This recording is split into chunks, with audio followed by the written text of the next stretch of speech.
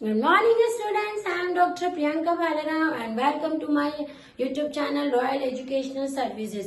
मेरे इस YouTube channel में आपको इंजीनियरिंग मैथमेटिक्स से जुड़ी हर प्रॉब्लम का सॉल्यूशन मिलेगा। साथ ही साथ में अदर फील्ड में यूज होने वाले मैथ्स के भी मैं वीडियोस अपलोड करती रहूंगी। जैसे कि प्रीवियस लेक्चर में हमने डिफरेंशियल इक्वेशंस के बारे में पढ़ा था, तो आज हम पढ़ेंगे simultaneous linear differential equations with constant coefficients. ठीक है, simultaneous linear differential equation.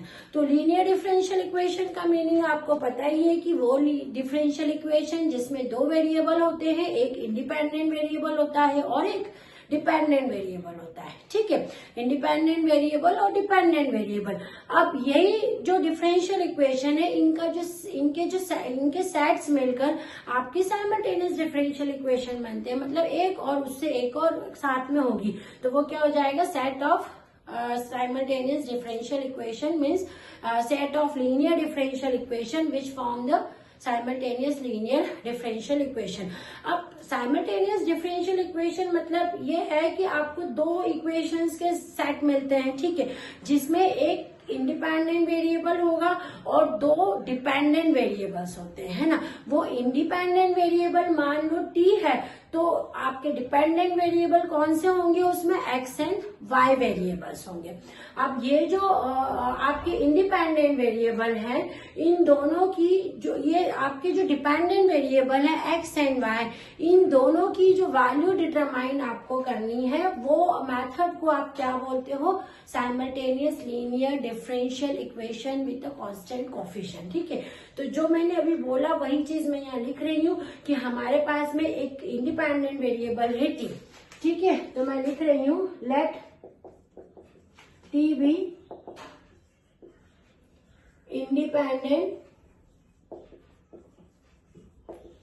Variable और दो हमारे पास में डिपेंडेंट वेरिएबल है x, है ना, and let x and y be two dependent variables. ठीक है, तो साइमल्टेनियस डिफरेंशियल इक्वेशन में ये चीज होती है कि आपके पास एक इंडिपेंडेंट वेरिएबल t होता है और दो आपके पास में डिपेंडेंट वेरिएबल्स होते हैं x एंड y, है ना। अब साइमल्टेनियस डिफरेंशियल इक्वेशन में हम क्या करते हैं, d अपॉन में dt जहां हमको देके रखा रहता है उसको हम कैपिटल D से रिप्लेस कर देते हैं, है ना। मतलब d अपॉन में dt, जैसे कि मैंने मेरे प्रीवियस लेक्चर में भी आपको बताया था कि जब भी आपको higher order linear differential equation को सॉल्व करना है तो आप d अपॉन में dx को कैपिटल D से रिप्लेस कर दे। वैसे ही जब आप simultaneous linear differential equation solve करते हैं तो d अपॉन में dt को कैपिटल D से आपको रिप्लेस करना है। ठीक है, अब ये आपको इसमें यही बात याद रखनी है, बाकी जो आपके फॉर्मूलेज हैं CF के, सॉल्यूशन के, PI के, वो वैसे ही सेम है जो higher order linear differential equation with constant coefficient में हमने सॉल्व करे थे। ठीक है, अब हम इसका एक एग्जांपल ले लेते हैं, एक क्वेश्चन लेके इसको सॉल्व करते हैं। एक एग्जांपल से हम समझते हैं, हमारे पास में दो इक्वेशंस है इसकी, dx अपॉन में dt minus 7x plus y equals to 0। अब साइमल्टेनियस इक्वेशन की बात हो रही है, मतलब हमारे पास में दो इक्वेशन है, ठीक है, और दूसरी है हमारी dy by dt minus 2x minus 5x। ठीक है, 2x minus 5y is equals to 0। ये हमारे पास में दो इक्वेशन है। फर्स्ट इक्वेशन है dx अपॉन में dt minus 7x plus y equals to 0। दूसरी इक्वेशन है dy by dt minus 2x minus 5y equals to 0, है ना। ये इक्वेशन हमारी, इसको फर्स्ट नाम दे देते हैं और इसको हम सेकेंड नाम दे देते हैं। अभी मैंने आपको क्या बोला, सबसे पहले आपको क्या रिप्लेस करना है, ये d अपॉन में dt जो है, दोनों इक्वेशन में d अपॉन में dt जो दिखाई दे रहा है इसको कैपिटल D से हटा दीजिए। तो ये इक्वेशन कैसी फॉर्म हो जाएगी, dx minus 7x plus y equals to 0, और ये इक्वेशन कैसी हो जाएगी, dy minus 2x minus 5y equals to 0। ठीक है, ये दोनों इक्वेशन में जब आपने डी अपॉन में डी टी को कैपिटल डी से रिप्लेस करा तो ये कुछ इस टाइप से आपकी इक्वेशन हो जाएगी। अब हम यहाँ क्या करते हैं, इस इक्वेशन में हम इस इक्वेशन को, ये जो इक्वेशन नंबर फर्स्ट है हमारी, इसमें से हम x कॉमन ले लेते हैं तो ये कैसी हो जाएगी, d-7x plus y is equal to 0, है ना। इसको इक्वेशन नंबर आप थर्ड नाम दे दीजिए, है ना। और जो ये वाली इक्वेशन है इसको हम थोड़ा सा रीअरेंजमेंट कर लेते हैं, ये हो जाएगी आपकी 2x plus d-5 y is equal to 0, ये इक्वेशन नंबर आपकी 4 होगी।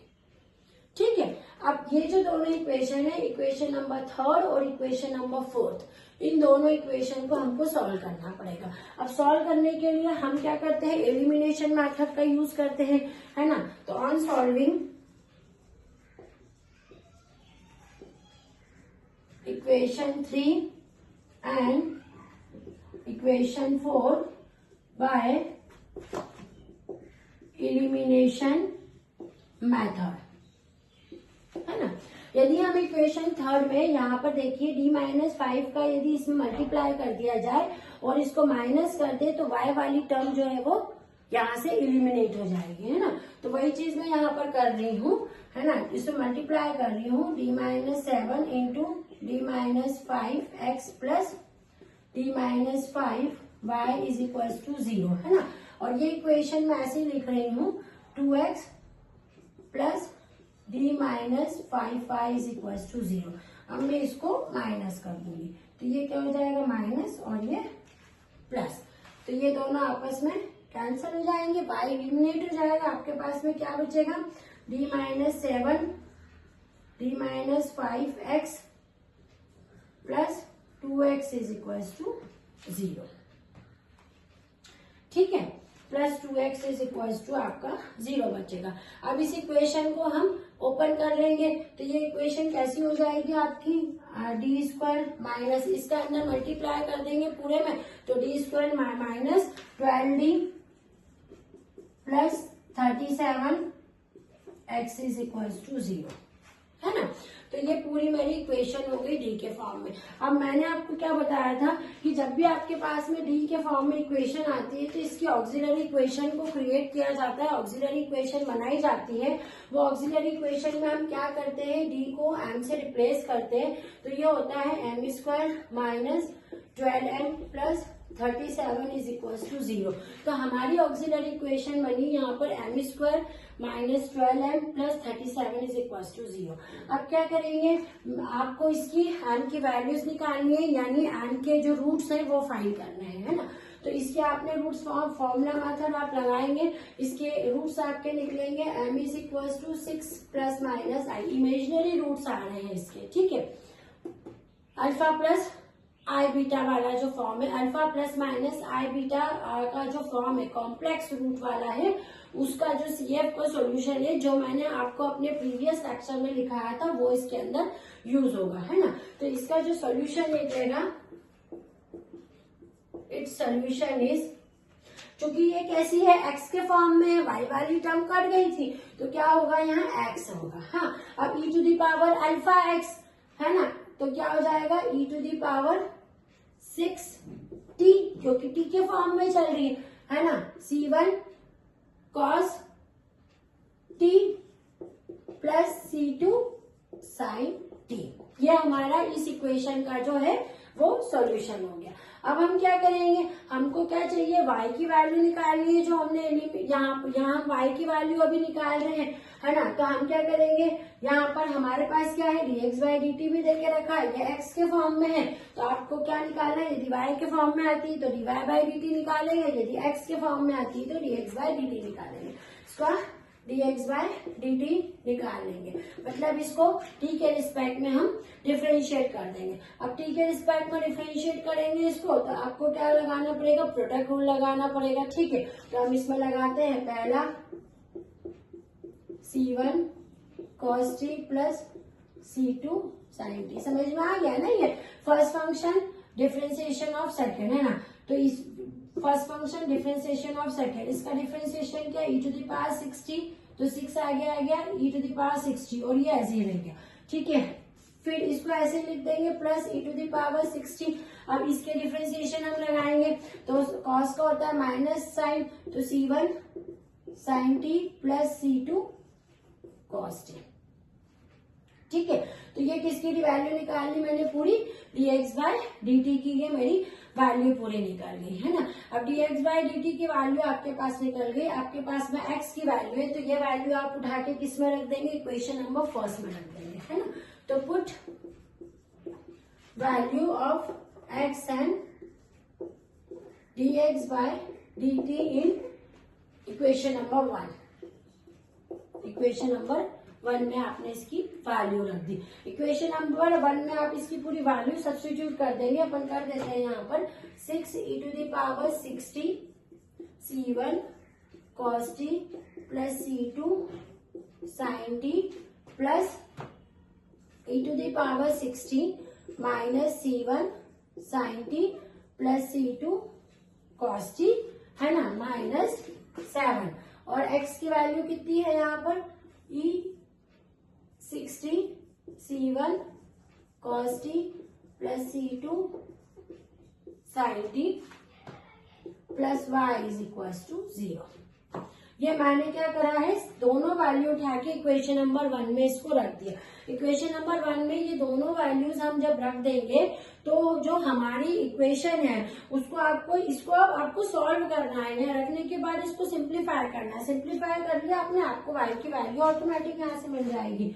y इज इक्वल टू आपको मिलेगा C1 वाली टर्म साथ में ले लेंगे, C2 वाली टर्म जो है वो साथ में ले लेंगे और उनको जो उसमें से कॉमन निकल रहा है वो चीज उसमें से कॉमन निकाल लेंगे। तो आपका आंसर आएगा e to the power 16 C1 minus C2 cos t plus C1 plus C2 sin t। ठीक है, तो ये आपका इस साइमल्टेनियस इक्वेशन का सॉल्यूशन है।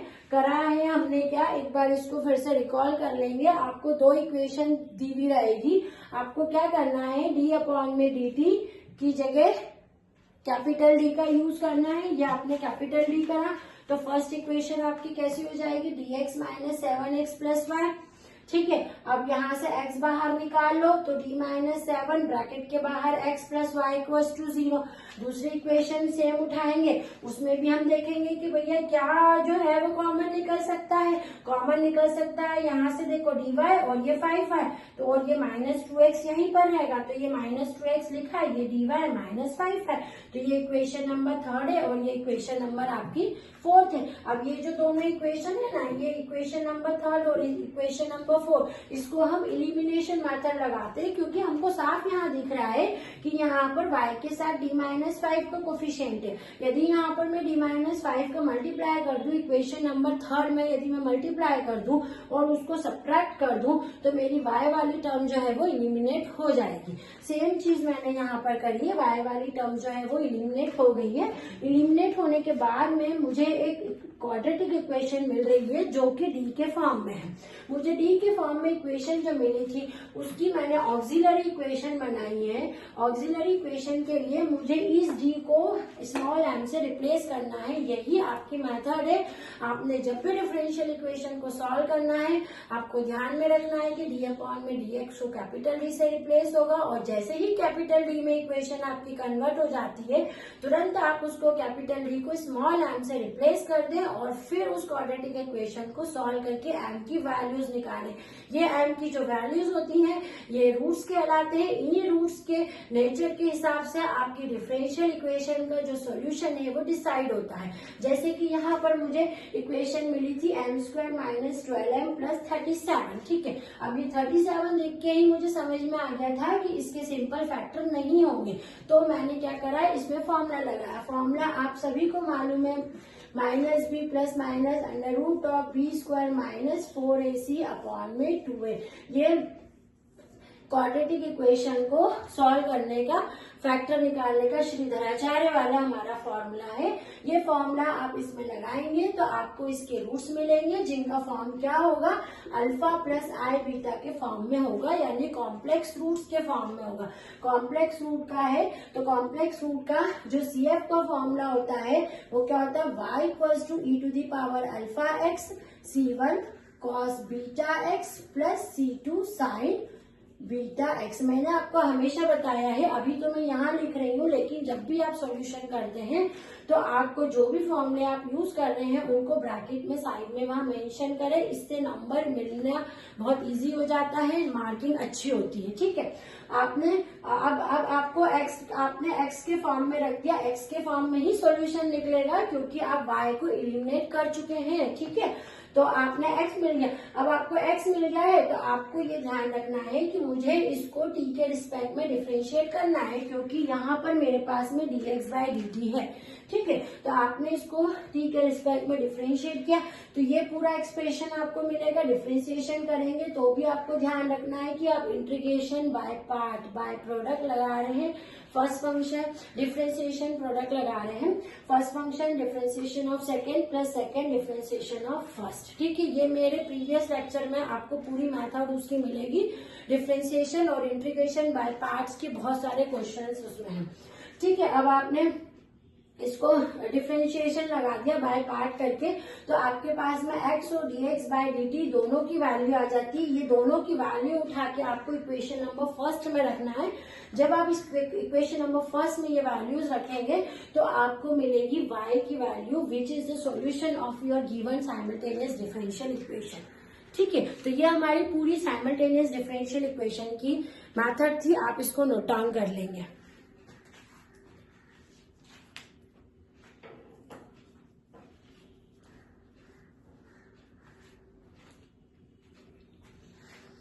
मेरी ये वीडियो आपको पसंद आई हो तो प्लीज इसको लाइक एंड सब्सक्राइब कीजिएगा। Thank you. आप इसको नोट डाउन कर लीजिए।